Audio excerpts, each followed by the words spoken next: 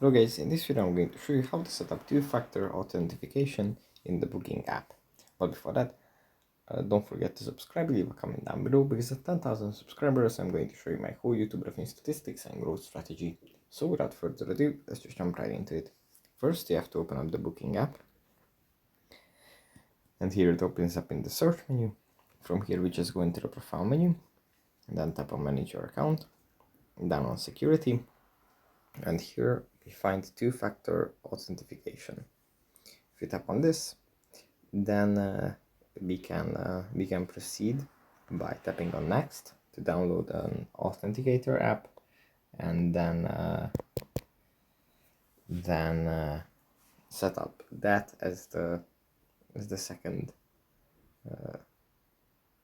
way to enter the app. So yeah, that's pretty much it for this video. Hope it was helpful for you guys, and I'll see you in the next one.